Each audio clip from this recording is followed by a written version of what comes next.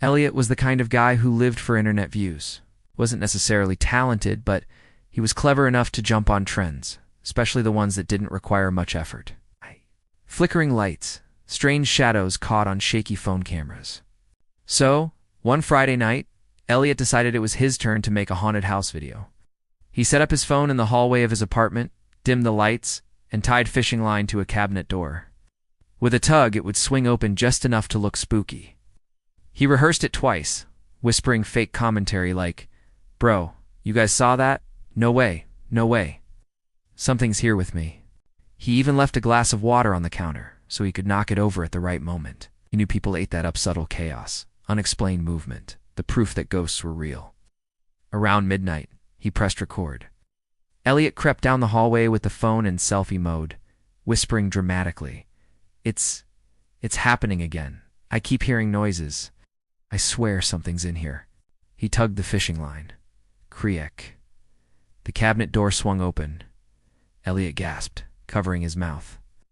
"Oh my God, did you see that?" He let the moment linger, then reached for the water glass, timing it perfectly to tip over as if a spirit had shoved it. Water spilled across the counter, dripping to the floor. He pretended to stumble back, breathing hard. Then he heard it. Not the sound of the fishing line, not the sound of the glass. A scraping noise. Something alive moving in the shadows of his kitchen. Elliot froze. His heart wasn't acting anymore. He tilted the camera toward the sound, whispering, "Hello? Is someone there?" From beneath the counter, two glowing dots reflected the dim hallway light. Eyes, small, round, and unblinking. The eyes shifted. A furry creature darted across the kitchen, knocking over a cereal box with a loud crash. Elliot shrieked an honest, high-pitched yelp that he would never live down. He stumbled backward, nearly dropping his phone. Out of the shadows emerged the culprit, a fat raccoon, tail striped like a bandit's scarf, claws clicking on the linoleum. Froze mid-step, staring at Elliot as if to say, "What are you doing in my kitchen?" Elliot's breath came in sharp gasps. Oh no, oh no, oh no. The raccoon suddenly scurried toward him, startled by the phone's light.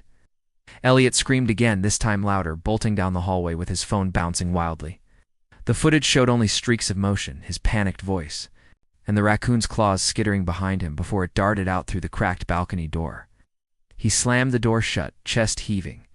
His fishing line still dangled from the cabinet, his spilled water spread across the counter, but none of that mattered. His fake haunting had turned into a real nightmare, courtesy of one bold raccoon. When Elliot finally uploaded the video, he considered trimming out the part where he shrieked. But the raw, chaotic panic was too good. He titled it, "Ghost Caught on Camera. Wait until the end." Within hours, the comments section exploded. LMAO? It's not a ghost, it's a raccoon. That scream, though, bro faked a haunting, but got haunted by nature.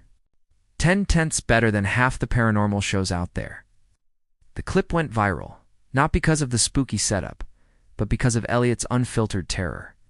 Memes popped up, remixes of his scream layered over music tracks, and gifs of the raccoon staring from the shadows. For weeks, strangers recognized him at coffee shops. "Hey, you're the raccoon guy." Elliot would smile weakly, still embarrassed, but part of him was proud. He hadn't become famous for faking a ghost video but for getting outsmarted by a raccoon. And ironically, that was scarier than any ghost he could have invented.